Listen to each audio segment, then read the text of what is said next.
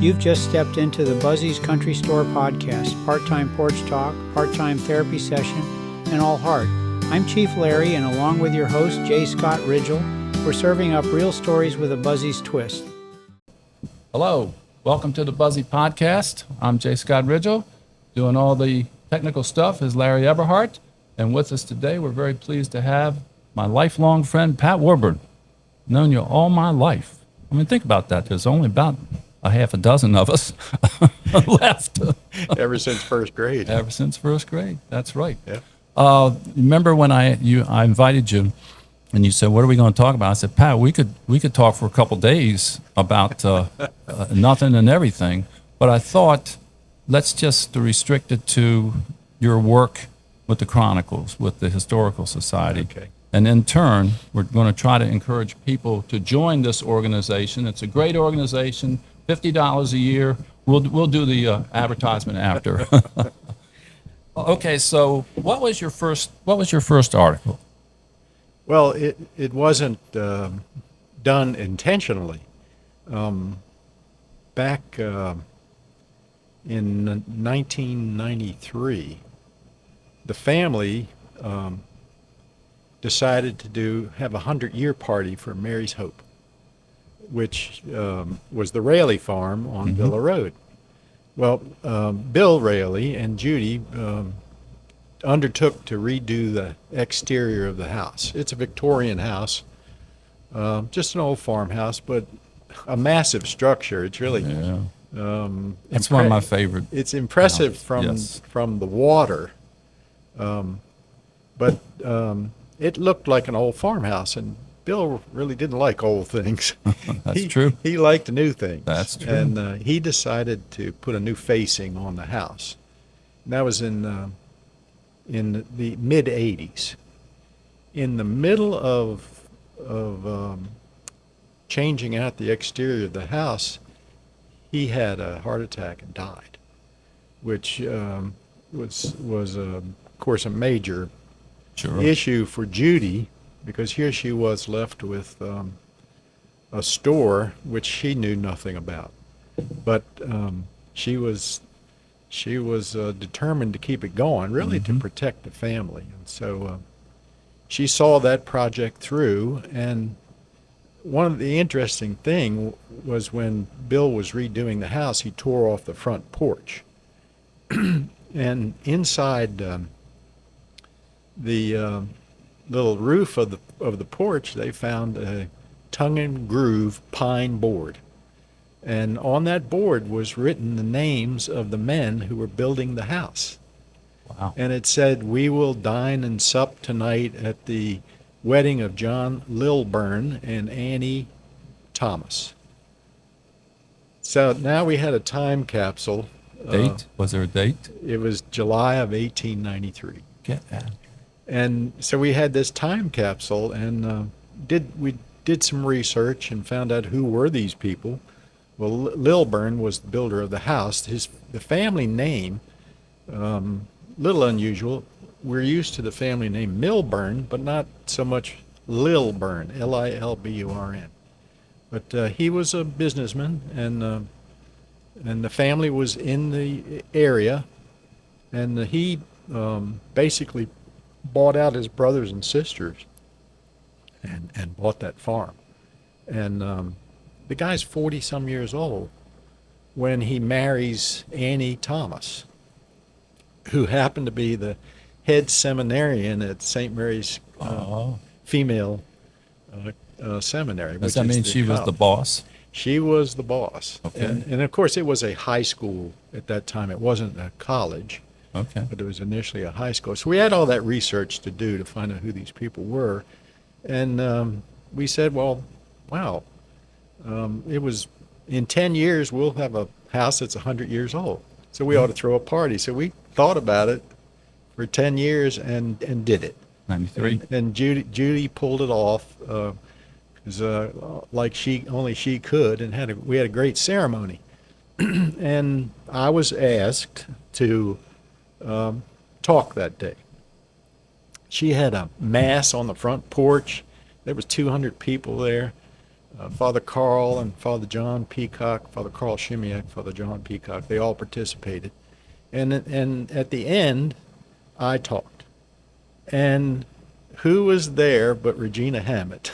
Uh-oh. Well, she loved what I talked Good. about. And of course, I did it in a light way, kind of a tongue-in-cheek way. And I incorporated what was going on in 1893, who were the commissioners and who were the famous movie stars, and mentioned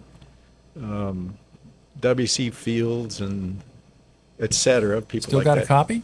Do you? Well, Regina asked me for a copy, and she printed it. And she was the editor of the Chronicles at the time. So is that in there somewhere? It's in, she published it probably in 1993 or 4. Okay. Yeah.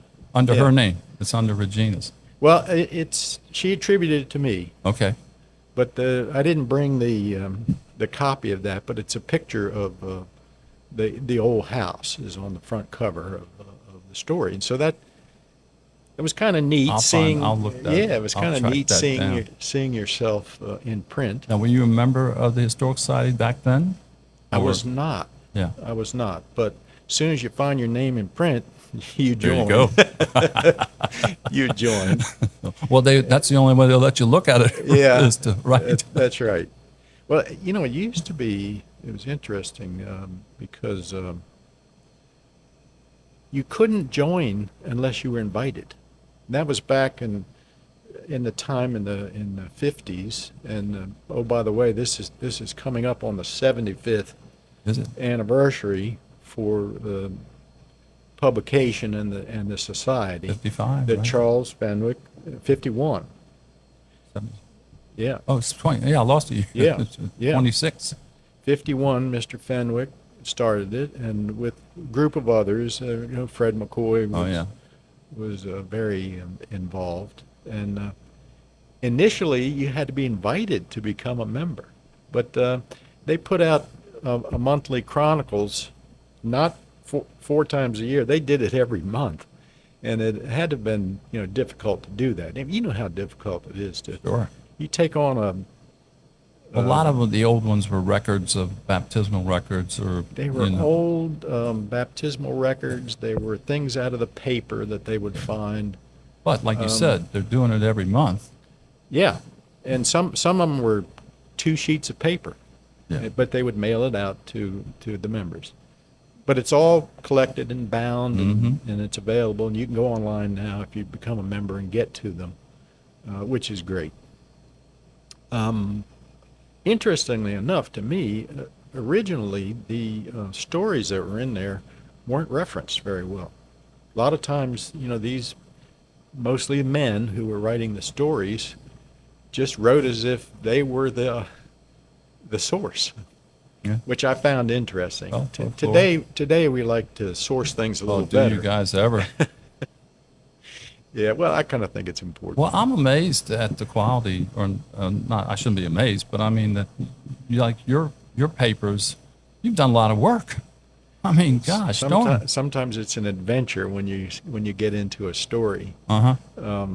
Sometimes it's a frustrating adventure. I know the one I did on Trap Road and the Monks. Trappist monks, trying to get to the source of the name, et cetera, et cetera.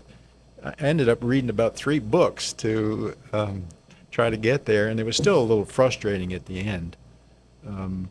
But Well, go ahead and tell that, because I think that's fascinating. I never knew Trap Road with 2 P's. well, Should have thought about that. Why has it got 2 P's? well, half of the story I wrote. Every time I would find a reference to Trap, Maryland, or Trap Road, it would be spelled differently. 1 P, 2 P's, TRAPPE in some cases, and I recorded it just as I read it in whatever my resource was that I was searching. But one of the mysteries is, where was these Trappist monks came here in the early 1800s, and it was Napoleon who had chased them out of France. Did he really? Yeah. And they were They had looking. ICE agents that deported the Trappists. Couldn't resist. Hey, you're probably not far from wrong. But they came here and they were looking to, and they went right to the bishop, who was Bishop Carroll in Baltimore, and said they were looking for a place to start a monastery. Well, he wasn't real forthcoming at first about where he might offer them to come, and they wandered out west, and they were looking at property up in Pennsylvania. But eventually he sent them down here. And one of the frustrations was they were describing where they were sent to. But if you read it today, you cannot pinpoint it. Although he said he sent them to a Jesuit farm. Well, there are only two Jesuit farms, St. Inigo's and the one at Compton. But just tracing these guys and discovering as you go along that who the names of the monks were. And I found that in a, trying to think, it was a biography or that one of the Trappist monks had written. That's in print still. It's hard to believe, but it's still in print. And I had to read the whole thing before I think it was the last chapter. He described coming here into southern Maryland. But well, what were some of the names? Were they local names, or what? No, they weren't. They would have given names. Okay. Like a nun, a sister who was going to a convent would take a different name from her given name. Priests not so much, but these guys did. These monks took different names, and I can't remember what the names were, but they would take names of saints, and they would be known as that, monk or brother, Gotcha. et cetera, et cetera. Gotcha. But that was an interesting story, not being able to come to an exact conclusion.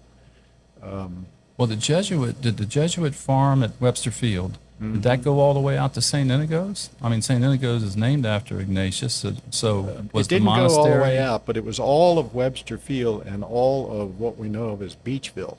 Okay. They had 1,500 acres, and they had all of St. George's Island, so they had huge tracts of land. Yeah. And they had slaves, of course, at one point in time, but in the 1800s, they realized that that wasn't going to work. I don't think they had a real conscious thought that what they were doing was wrong, but they made a business decision that it was not working, and they went to tenant farms, and they you've read the local history stories. They ended up selling off many of the slaves they had. The order was trying to preserve Georgetown University. Right. So that's a different story. That's a different. What's that? 342 book or something? Yeah. 340. Yeah. Back to the Trappist then. Trap Road was named then. So the area, you would name, if you named something, it was usually where you were going to. You remember the battle of naming Route 5, the Point Lookout Road. Mm-hmm. Well, many in the county wanted to see it called the Leonardtown Road, but Mrs. McCoy Bought it. she fought it, and boy, when you opposed her, you were up for a challenge. Well, she was in here with Dad one day, and he got her. He said, I think they ought to name it after our most famous, ought to name it the Tubby Smith Road. And she goes, oh, Buzzy, you're incorrigible. You're insufferable. You got it. And, but that was Dad's. So it ended up being Leonardtown Point Lookout Road. Well, it's the Point Lookout Road for sure. Oh, yeah. And that was really due to her efforts. She did.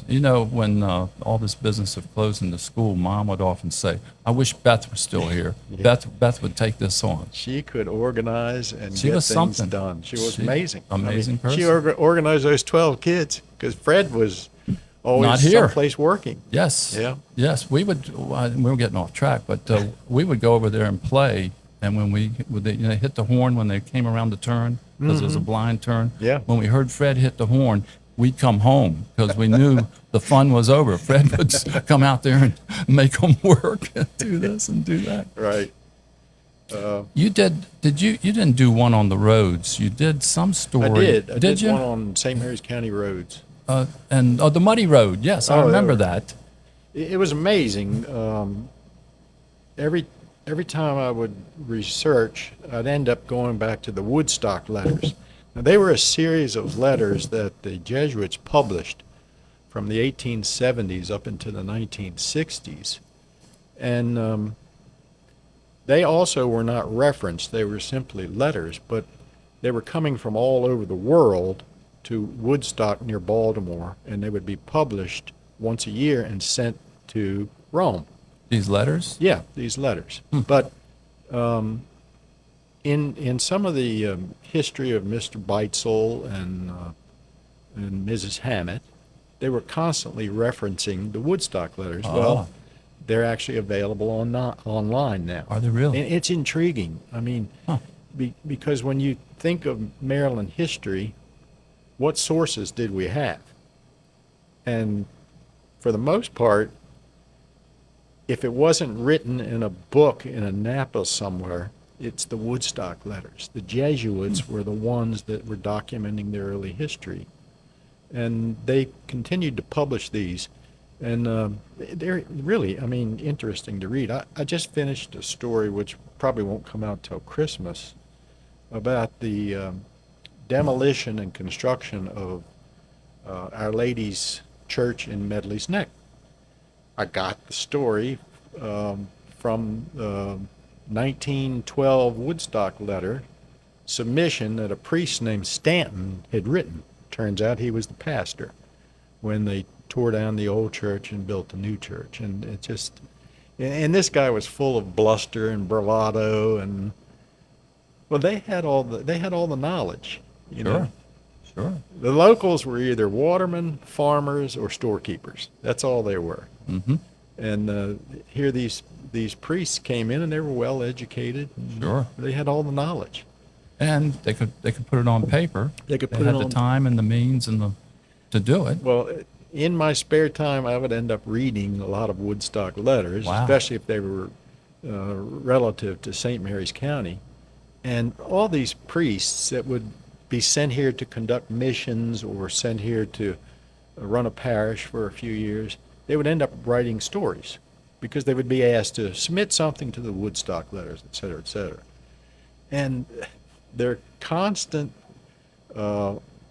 complaints were about the roads.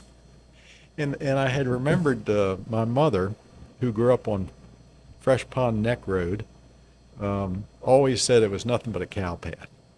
Fresh Pond Neck Road was nothing but a cow path. She would said that. So all of these kind of comments were reiterated in every story I ever read by a Jesuit priest who was sent down here. Well, the transportation was by water. It right? was by water. The steamboats and Yeah.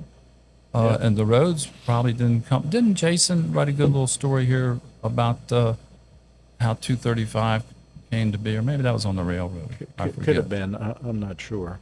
But here, you know, it was 1930, and Clarence Bradburn became a county commissioner. Now, he's a local. The Bradburns had been here since after the Civil War in the Scotland area, and then the 3 older brothers and the father ended up purchasing most of the land on the south side of St. Jerome's Creek and established, you know, where I grew up, the area where I grew up. But anyway, he ran for county commissioner in the 30s, and he won.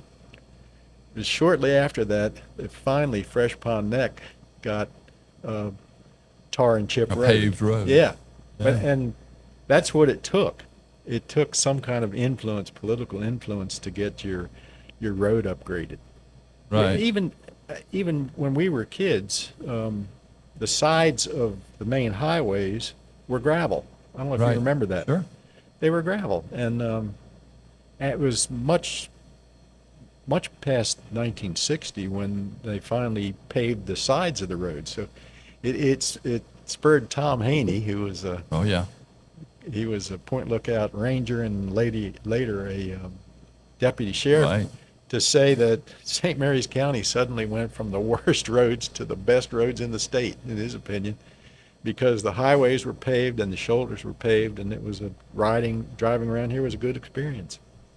You know, well, in general, if you think about it, Maryland, we used to move furniture, and these truck drivers all said one thing about Maryland: they got good roads. Yep. But the one bad thing, they did not like that Bay Bridge. They did Yeah. not like crossing that thing with the full load and the wind and all that. But, Yeah. was yours the three-notch road story? Or I've written about the three-notch road, but I wrote one about the roads and the improvement of roads, and included a lot of comments from Jesuits that I had picked out of stories that were right? And the one that struck me was this one Jesuit was sent down to do a mission. Now, when you were sent to do a mission, usually you were with a team of priests, and you would go from parish to parish, and the thing might last a week. So he was here for quite a while, but he had been apparently in Jamaica before he came back to Woodstock, and then was sent out to do this mission. And his first comment about the roads, and he was really commenting about the roads in the northern part of the county, they were worse than the worst roads he had ever experienced in Jamaica. No. Yeah, Wow. that's what he said. In fact, I wrote about, I can't remember which story it was. It wasn't in, but this one priest, and you have to understand that the Jesuits were required to live in a community. So all the parishes that you know, the Catholic parishes that you know today, probably were in existence in the 1700s in some fashion. The priests that served them would come basically from two locations. You were either living at St. Inigo's, or you were living initially down at Compton at St. Francis. Eventually they moved that to Leonardtown. But all the priests lived in community, and then they would go out to their parishes. And this is a story that I was reading. This priest had to go to St. Nicholas.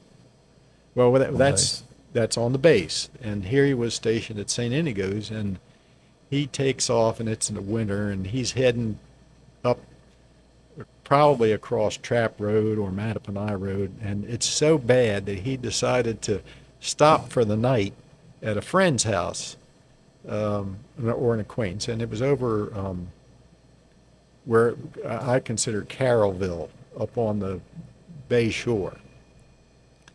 Well, he spent the night. He was given accommodations. He spent the night, and it froze that night, and he decided that it was actually going to be better to take the horse to the bay and go up the Bay Shore to get to St. Nicholas than it was to backtrack on county roads. I mean, people just don't appreciate how horrible it was.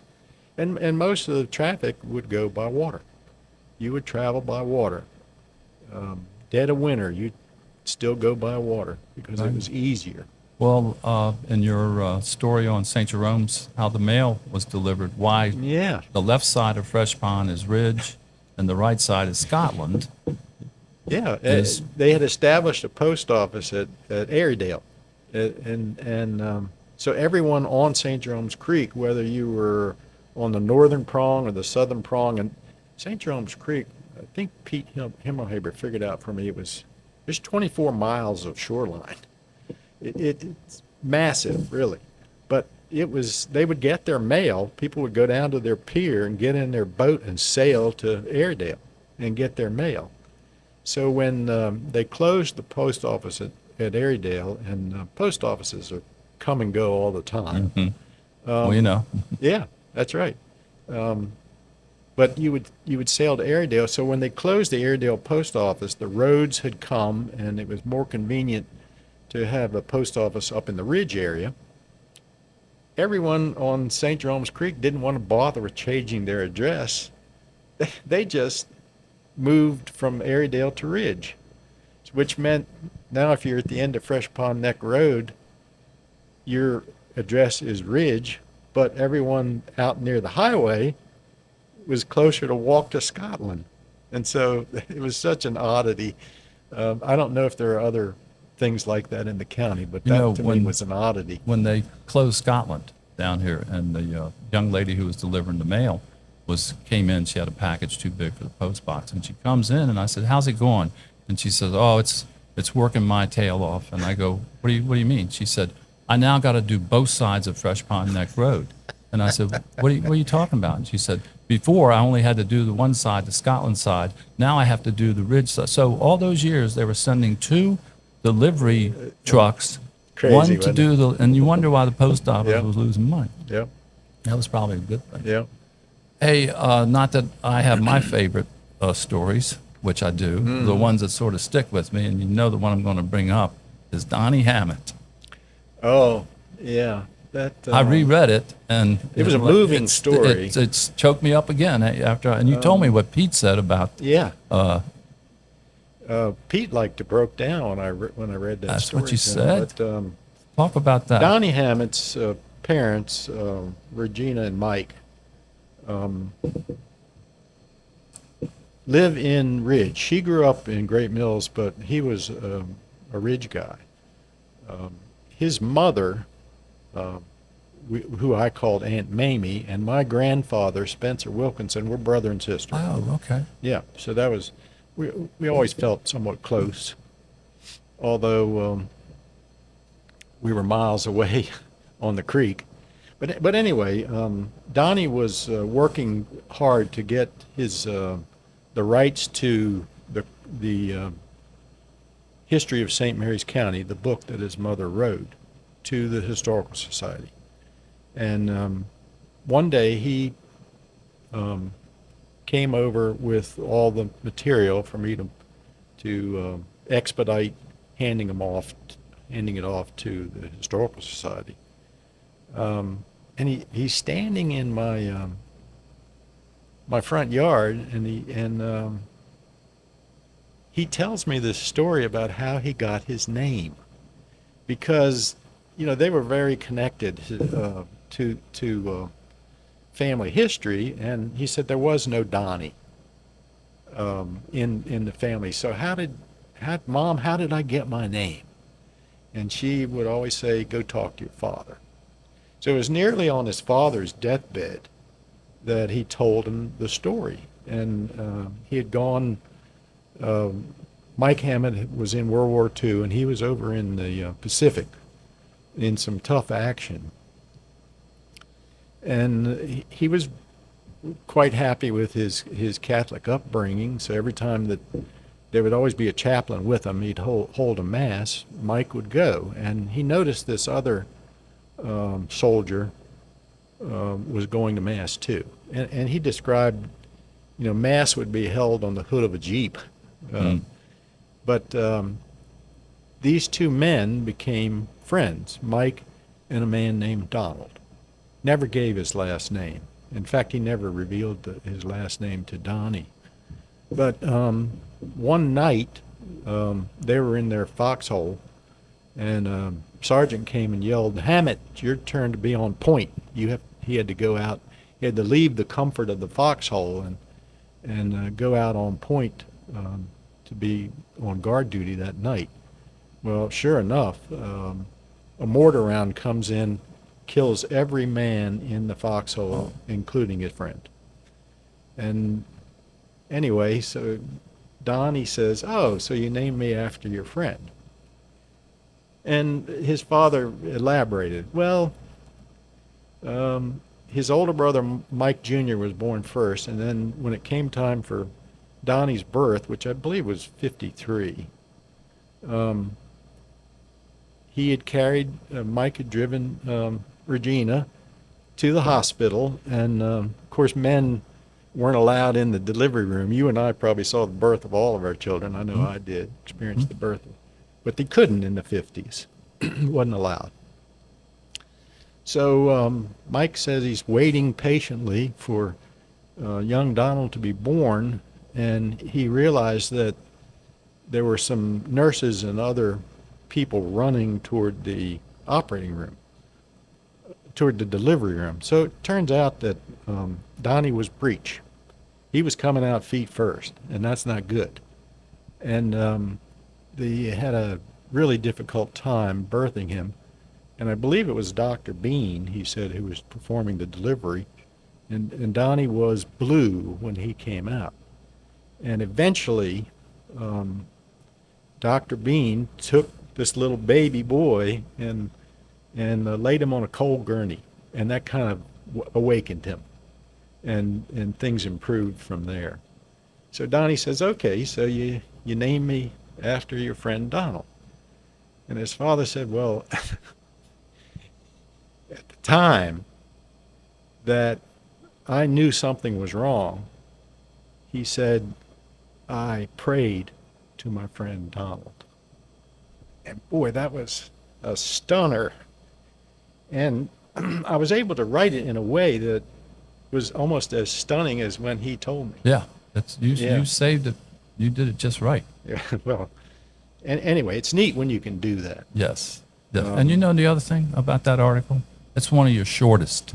Yeah, shorter's better, but I'm long-winded. Well, I didn't mean it that way, but I go, isn't it funny that how that one is But it so just poignant? it fell into my lap. I hadn't planned on Well, writing that. I have it here. The original article was on the copyright business. Yeah. You did that, telling how it's now Yeah. belongs to the Historical Society. Yeah. And then this was just an addendum, almost like a throwaway. Yeah, I mean, that's right. But it was a stunner when he said that. So, but it was great, and I'm glad I was able to write it. Yeah. Yeah. But I've had fun doing some of the articles, and I love writing about the first district. I don't always Me too. write about I the love first hearing district. about the first. And it means so much more when you know the South Prong of St. Jerome's. The 7th District people don't know what you're talking about. No, You not know, really. and like you just said, I didn't know St. Jerome's was 24. That might be the biggest creek in Maryland. And, It's it's big. I mean, if you think about it. Yep. As And it far has as lots of coves and nooks and crannies. Yeah. And of course, my mother knew every square inch of it. In fact, I'll just finish talking about that by mentioning that, and I think Donnie told me this story, that my mother was crabbing one day. She had a 14-foot flat-bottom skiff and a 5.5 horsepower Evinrude. That's how she got around. But she would crab shores based on the wind and the tide. And one day she's crabbing this shore, and here comes Mike Hammett, her cousin, crabbing along, and Mike says, "Oh, Evelyn won't pay for you to go back there. I just crabbed that shore." And my mother said, "Oh, Mike, you're just stirring them up for me." you're getting them ready for me. Yep. Well, hey, you threw me a curveball. I thought for sure your first article Yeah. the was your whiskey. mom. No, No, it wasn't? it wasn't. well. Now, what year was that? 2003. 2003. I had also written one about the Woodburn side. It was called Finding Great Grandfather. Before that? I can't remember. Well, what was kind of cool about this one was my first thought was, wow, this is really nice. Putting his mom, this was really, and then I got to thinking more. Oh, wait a minute, it's about her bootlegging. Tell that story for as a us. 6-year-old. That's a Well, great. I got the opportunity to talk a little bit about it this past summer when That's right. Pier 450 had some events where they invited people to come and talk, and they invited me to come down and talk about bootlegging, and probably that story was the impetus for it.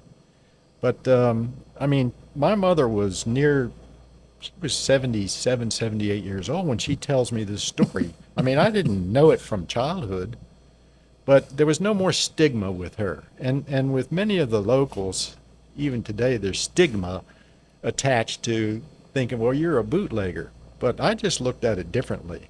Sure. They were just Your augmenting. mom actually went up, in my opinion, when I found that out about her. I went, wow, Evelyn. They were just augmenting their income. Sure. I mean, it was. But tell how, for people who don't know the story, how they would dress her up to, to transport. Well, making whiskey had long been a popular pastime for locals. They knew how to do it. They came from England and Scotland. That was their background, and they knew how to do it. And here comes Prohibition, and that's an opportunity. You know, here they banned whiskey all over the country, alcohol all over the country, and you were in the heart of an area that people who knew how to do this. And do it well. The issue was, how do you get it to the cities? And the thirstiest city in the country was Washington, D.C. Sure. But my mother had a cousin. It was actually her father's first cousin, who ran a gas station, and in D.C. And he contacted my grandfather and the family about getting some whiskey. He could find a sale for them, well, which was the speakeasies. Well, he would come and drive a Pierce Arrow automobile. Now, that's a fancy car. It was referred to as the automobile of the presidents. It was so fancy. But he would drive a Pierce Arrow down St. Mary's County, down Fresh Pond Neck Road, and they would take the back seat out and load the whiskey, which was in quart jars, and then put a board over it, and they would dress my mother and her sister Madeline up in fancy dresses and big broad-brimmed hats, and they'd sit on top of the whiskey, and off they'd go to D.C. It was an adventure for my mother, and they'd spend the night with the cousin's family in D.C. after delivering the whiskey. But I challenged her. I said, "Well, you've never talked about this before." She produces the photograph of the Pierce Arrow, and her father, I think, was in the photograph. Her grandfather Bradburn was in the photograph, because Spencer Wilkinson married Essie Bradburn. That's how the Wilkinsons got into the mix there on Fresh Pond Neck Road. But the other amazing thing was, this went on for 2 or 3 years. It was toward the end of Prohibition. I think it ended in 33. I'm not sure. I'd have to check that. So she was 7, 8 years old when it ended. But in the end, it became too risky to move the vehicle, move the whiskey by car. So her cousin would fly to Fresh Pond Neck Road. Now, Where'd he land? he landed in a field of Henry Fenwick. Preacher Fenwick, Who was a bootlegger too. Everybody was getting in on the act, but it was quite a nice source of extra income from the locals, and they didn't look at it as they were breaking the law, because it just didn't. The whole Prohibition thing didn't make sense to most of them. And of course, they realized, the legals realized in the end they were wasting their time, and it all went away. And so did that source of income. It all went away. Right. Well, the Basil Hayden, Kentucky. Yeah. In fact, the whole exodus out there. Yep. To Kentucky. Yep. All right. Well, I'll tell you what. We're going to do a part 2. Okay. Right? And That's great. I just want you to know that you've now tied the Raley boys, Keith and Ray. Keith and Ray have been on the Buzzy podcast twice. Okay. You're now about to break the record with your third. You don't get anything for that, but I get a thing of water. There you go. Great. There you go. Thank you very much. We'll catch you next time. This is Chief Larry, and if you're enjoying Jay Scott and the Buzzy's Country Store podcast, please like, subscribe, and share. And as always, you're always welcome here at Buzzy's.